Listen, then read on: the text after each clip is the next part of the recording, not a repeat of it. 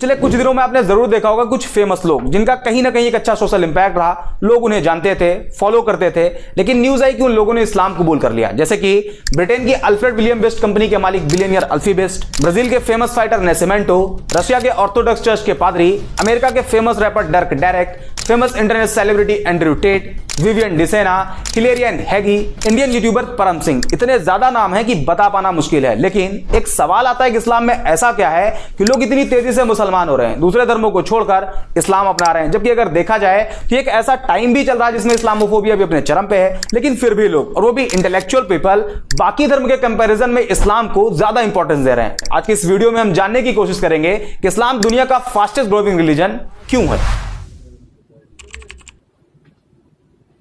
इस वक्त पूरी दुनिया की पॉपुलेशन 8 बिलियन मार्क को क्रॉस कर गई, जिसमें Christian 31.11%, Muslim 24.9%, secular, non religious, agnostic, atheist, इन सब की पॉपुलेशन 15.58%, हिंदू 15.16% और बाकी बचे 13.25% में सभी रिलीजन आते हैं। दुनिया में पहली सबसे बड़ी मुस्लिम पॉपुलेशन इंडोनेशिया में रहती है, दूसरी पाकिस्तान में और तीसरी इंडिया में। तो स्टडी के मुताबिक 2050 तक इंडिया दुनिया का सबसे बड़ा मुस्लिम पॉपुलेशन वाला देश होगा। लेकिन अगर आप वर्ल्ड वाइड देखते हैं तो इस्लाम का ग्राफ लगातार तेजी से आगे बढ़ रहा और साल 2060 तक इस्लाम दुनिया का सबसे बड़ा रिलीजन बन जाएगा। Japan, Europe, France, America, India जैसे कई देशों में इस्लाम सबसे तेजी से आगे बढ़ने वाला धर्म बन गया है। तो अब सवाल आता है कि आखिर इस्लाम इतनी तेजी से क्यों आगे बढ़ रहा है। तो इसका पहला रीजन जो हमेशा से बताया गया कि मुसलमानों में फर्टिलिटी रेट बहुत ज्यादा है, बाकी रिलीजन के कंपैरिजन में मुसलमान ज्यादा बच्चे पैदा करते हैं। यही वजह है कि मुसलमान तेजी से आगे बढ़ रहे हैं। जबकि सेंट्रल हेल्थ मिनिस्ट्री के सर्वे के मुताबिक मुसलमानों के बीच फर्टिलिटी रेट भी कम हुआ है। दूसरा रीजन, दूसरे धर्म के लोग तेजी से इस्लाम की तरफ अट्रैक्ट हो रहे हैं। पर डे कहीं ना कहीं से न्यूज आती है किसी फेमस इंडिविजुअल ने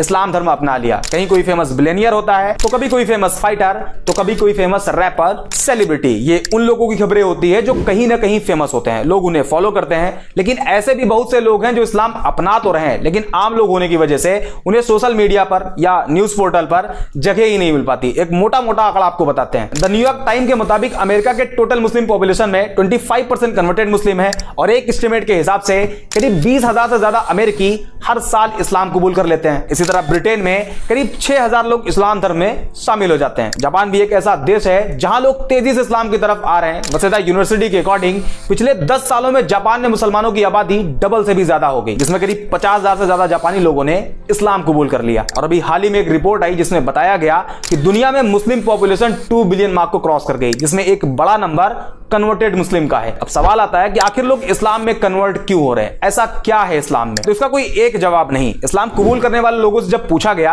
कि आपने इस्लाम क्यों कबूल किया, तो ज्यादातर लोगों ने अलग अलग रीजन बताए। लेकिन एक जो कॉमन रीजन देखा गया वो था कि जब कोई नॉन मुस्लिम किसी ऐसे मुस्लिम के कांटेक्ट में आया जो एक्चुअल मुस्लिम था, इस्लाम के बेसिक्स को फॉलो करता था, तो उसे देख के वो उसकी तरफ अट्रैक्ट होते और इस्लाम के बारे में जानने की कोशिश करते, जिसमें कुछ ऐसी चीजें उन्हें मालूम चलती जो एक नॉन मुस्लिम के लिए बड़ी सरप्राइज होती। For example social equality. बाकी धर्मों में देखा जाता है कि एक इंसान को दूसरे इंसान के आगे काफी नीचा दिखाया गया है। जैसे इंडिया में जातियों में बांट दिया गया, उसमें भी कैटेगरी बना देगी और सबसे कमजोर कास्ट कैटेगरी को शूद्र बताया गया। ऊंची कास्ट के लोग उन्हें अछूत मानते, उनके हाथ का पानी तक नहीं पीते। इसी तरह दूसरे धर्मों में काले गोरे इंसान को लेकर डिस्क्रिमिनेट किया गया, काले लोगों को गुलाम बना लिया जाता, उनकी पिटाई भी होती और उनसे जानवरों की तरह काम भी लिया जाता। ऐसे में जब कोई नॉन मुस्लिम जिसे सोशल जस्टिस नहीं दिया गया था, उसने इस्लाम को पढ़ा और पाया कि प्रॉफिट ऑफ इस्लाम ने किसी बिलाल नाम के काले गुलाम को न सिर्फ आजादी दिलाई, बल्कि आजादी के साथ साथ बाकी मुसलमानों के आगे बिलाल को काबे की छत पर अजान कहने के लिए खड़ा कर दिया। इसके अलावा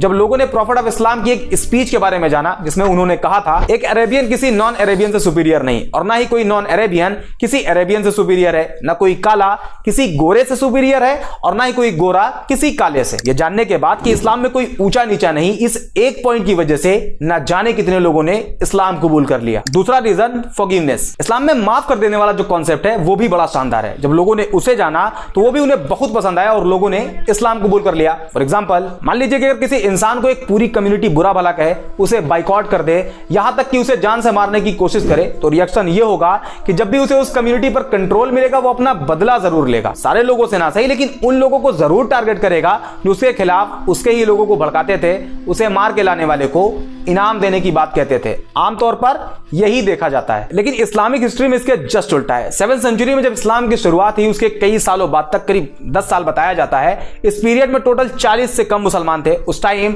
अरब के जो पावरफुल लोग थे वो मुसलमानों को परेशान करते, प्रॉफिट ऑफ इस्लाम को जान से मारने की प्लानिंग करते, उन्हें जान से मार देने वाले को इनाम देने का वादा करते। यहां तक कि उस टाइम जितने मुसलमान थे उन सभी का सोशल बाइकआउट कर दिया गया और 3 साल तक अबी तालिब नाम की एक पहाड़ी पर कैद कर दिया गया। और मक्का के सरदारों ने यह अनाउंस कर दिया कि कोई भी मुसलमानों को कोई सामान न बेचे और अगर कोई ऐसा करता है तो उसे भी नहीं छोड़ा जाएगा। 3 साल बाद बाइकआउट पीरियड खत्म हुआ, लेकिन मक्का के लोग मुसलमानों को अभी भी टारगेट करते। सिचुएशन को देखते हुए 622 ईडी में मुसलमानों को मक्का से मदीना की तरफ जाने के लिए कहा गया, जिसे इस्लामिक हिस्ट्री में हिजरत कहा जाता है। हिजरत मींस माइग्रेशन। मुसलमान मक्का छोड़कर मदीना चले गए। उस टाइम मदीना को यसरब कहा जाता था, लेकिन मक्का के सरदारों का मानना था कि इस्लाम को पूरी तरह से अगर खत्म करना है तो उसके लिए सारे मुसलमानों को कत्ल कर दिया जाए। इसी इंटेंशन के साथ मुसलमान और मक्का के सरदारों की फौज के बीच पहली जंग लड़ी गई, जिसे जंगे बद्र कहा जाता है। इस जंग में मुसलमानों की जीत हुई और इसी हार का बदला लेने के लिए एक बार फिर मक्का के सरदारों की फौज निकली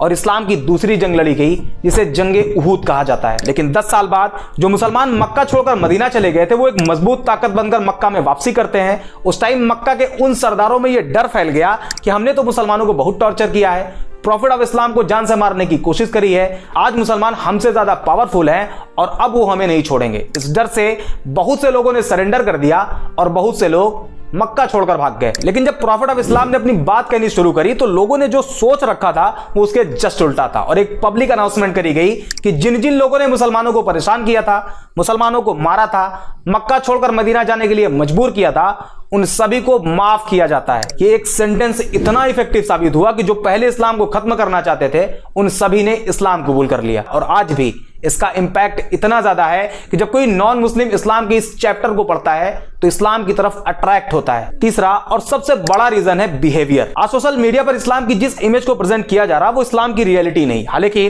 मैं ये भी क्लेम नहीं कर रहा कि इस्लामिक बेसिक्स के अकॉर्डिंग सारे मुसलमानों का बिहेव अच्छा है। इस्लाम तो कहता है कि शराब पीना हराम है और शराब सभी बुराइयों की मां है, लेकिन फिर भी आज का मुसलमान शराब के ठेकों की लाइन में आपको लगा हुआ दिखाई देगा। बट अनदर हैंड कुछ मुस्लिम्स ऐसे भी हैं जिनका behave as it is Islamic basics के हिसाब से आज भी है। फॉर एग्जांपल, इस्लाम अपने मानने वालों को कहता है कि अगर तुम्हारे घर में एक रोटी हो और तुम्हारा पड़ोसी भूखा हो तो तुम्हारे लिए जरूरी है कि उसमें से आधी रोटी अपने पड़ोसी को दो।